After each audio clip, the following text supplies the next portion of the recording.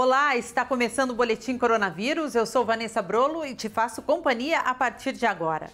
Idosos com 70 anos ou mais e pessoas com sistema imunológico enfraquecido, como transplantados e quem faz quimioterapia, começaram a receber a dose de reforço da vacina contra a Covid-19. Neste abrigo de assistência a idosos, localizado em Lusiânia, município goiano no entorno de Brasília, os residentes já estão recebendo a dose de reforço, como orienta o Ministério da Saúde. A gente só tem que ficar satisfeito e é com a emoção muito legal. Uma beleza, sabe? Eu adorei. A nova etapa da vacinação também vai beneficiar os imunossuprimidos, que são os pacientes com HIV e pessoas em tratamento de câncer, por exemplo. Nesse caso, elas precisam ter tomado a segunda dose há pelo menos 28 dias. Segundo a orientação do Ministério da Saúde, a dose de reforço vale para pessoas desse grupo prioritário que tomaram qualquer vacina da campanha nacional contra a Covid-19.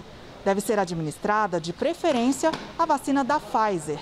Na falta desse imunizante, devem ser utilizadas vacinas com vetor viral, que são a Janssen e a AstraZeneca. Minas Gerais começou o compartilhamento de doses de vacina contra a Covid-19. Acompanhe. Cerca de 450 cidades mineiras já vacinaram todos os adultos acima de 18 anos com pelo menos uma dose da vacina contra a Covid-19. Já outros municípios ainda estão na luta para imunizar seus habitantes. Agora, quem já concluiu o ciclo vacinal pode ajudar quem ainda está no processo. A Secretaria Estadual de Saúde autorizou o remanejamento de doses entre as cidades. Foi o que aconteceu em Betim, na região metropolitana. O município já alcançou a meta determinada pelo Plano Nacional de Vacinação e agora vai ajudar o vizinho Igarapé com 2.000 doses. Esse remanejamento ele é feito através dos GAMOVs regionais. O GAMOV é uma estratégia que foi criada recentemente, significa Grupo de Análise e Monitoramento da Vacinação. Tem um GAMOV aqui no nível central e 28 GAMOVs regionais. Então, esses grupos que têm participação também ativa de gestores municipais, através do COSEMES, eles discutem a necessidade de remanejamento ali naquela região. Então, quem faz o controle todo desse remanejamento de forma periódica e monitorada são os GAMOVs regionais. E aí, na data de ontem, fazendo um levantamento com os GAMOVs regionais em relação a municípios que tinham Coronavac em estoque para remanejamento, nós compilamos o número de aproximadamente 37.000 doses que serão remanejadas para outros municípios, ajudando a equalizar a vacinação e ajudando os municípios que estão mais atrasados a atingirem a população acima de 18 anos de idade. Por enquanto, o compartilhamento só é permitido para a Coronavac. A vacina tem um intervalo menor entre as doses e não pode ser utilizada nos adolescentes, próximo público-alvo da campanha de vacinação. Para os adolescentes, a única vacina que pode ser utilizada é a Pfizer. E para os idosos, a primeira vacina a ser utilizada é a Pfizer, nesse reforço, na impossibilidade usa a AstraZeneca e Janssen. Então, a Coronavac ela é utilizada só na população acima de 18 anos de idade. E os municípios que já concluíram a vacinação na população acima de 18 anos de idade não farão uso mais dessa vacina.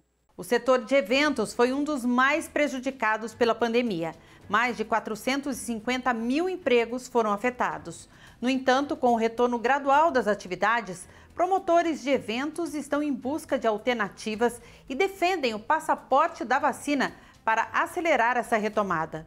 E para você entender como a Associação Brasileira de Promotores de Eventos, a ABRAP, pretende fazer, a medida permite a quem já completou o esquema de imunização frequentar shows e palestras mediante a apresentação do Certificado Nacional de Vacinação. Além disso, a ABRAP defende a retomada imediata dos eventos, com a justificativa de que há uma grande parcela da sociedade imunizada, o que permite que as atividades aconteçam. Representantes do setor acreditam que essa é uma ferramenta operacional que facilita o controle dos vacinados, um importante aliado dos eventos e também muito útil para acelerar a retomada. Pesquisadores da Universidade do Estado do Rio de Janeiro desenvolveram um aparelho que ajuda a monitorar a presença de coronavírus na atmosfera. A ideia é que essa tecnologia melhore as estratégias para conter a transmissão em lugares públicos. Depois de quase 2 anos, os pesquisadores da Universidade do Estado do Rio de Janeiro encontraram o protótipo ideal para o Corona Trap. O equipamento consegue coletar o coronavírus em locais com grande circulação de pessoas. O material é levado para um laboratório. Em 24 horas, é possível saber se o ambiente está infectado, qual a carga viral e a cepa. A gente já tinha um background de ciências atmosféricas no laboratório, a gente já tinha os equipamentos para coleta de aerosóis e gases, né? Mas com o novo coronavírus, a gente dedicou nosso tempo a tentar entender esse comportamento dele na atmosfera. A maior dificuldade dos pesquisadores foi desenvolver condições ideais para prolongar a vida útil do vírus, que sofre degradações por vários fatores, como radiação solar e temperatura. Para isso, o meio de transporte encontrado foi uma câmara escura e fria. Microcélulas mantêm a temperatura entre 5 e 9 graus. O custo do equipamento é de R$ 2.000, 7 vezes menor do que algumas versões vendidas fora do país. A ideia é começar a fazer testes em escolas públicas aqui do Rio de Janeiro ainda em setembro. A descoberta vai ajudar na elaboração de estratégias para reduzir o número de contaminações. Você pode restringir a passagem de pessoas ou melhorar a circulação de ar, ou até mesmo identificar a chegada de uma nova cepa viral no Brasil ou em outro local. O Corona Trap também é capaz de coletar outros vírus, bactérias e fungos, contribuindo para monitorar outras doenças, como a tuberculose. Existem programas de proteômica que você pode analisar vírus totais na amostra, né? Então você pode fazer um rastreamento bem genérico de potenciais patologias que podem estar associadas àquele ambiente.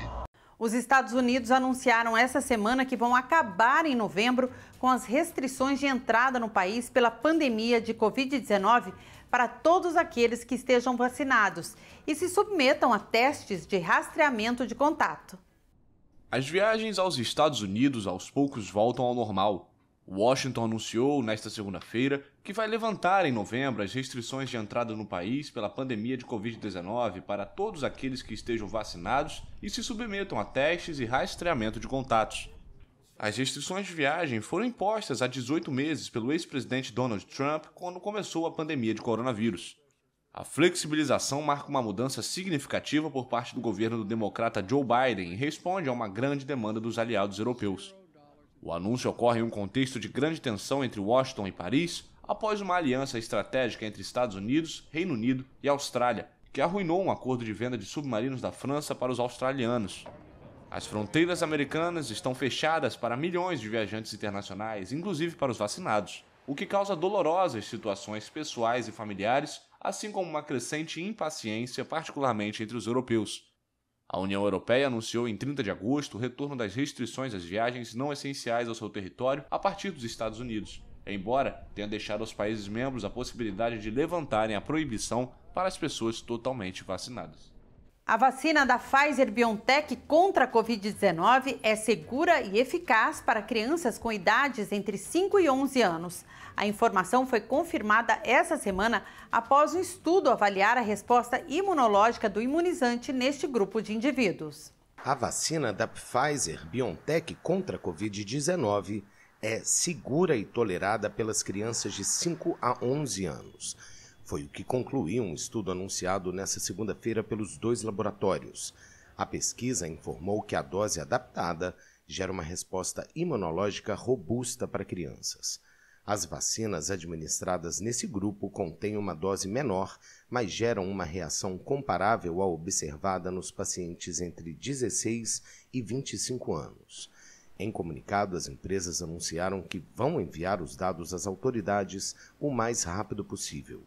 Estes são os primeiros dados clínicos para essa faixa etária. As agências reguladoras de medicamentos da União Europeia e dos Estados Unidos autorizaram as vacinas da Pfizer, BioNTech e Moderna, ambas baseadas na tecnologia de RNA mensageiro, a partir de 12 anos. A empresa informou que, com a propagação da variante Delta desde julho, os casos pediátricos de Covid-19 aumentaram 240% nos Estados Unidos, o que mostra a necessidade de vacinação. O Boletim Coronavírus está terminando, você continua com a nossa programação.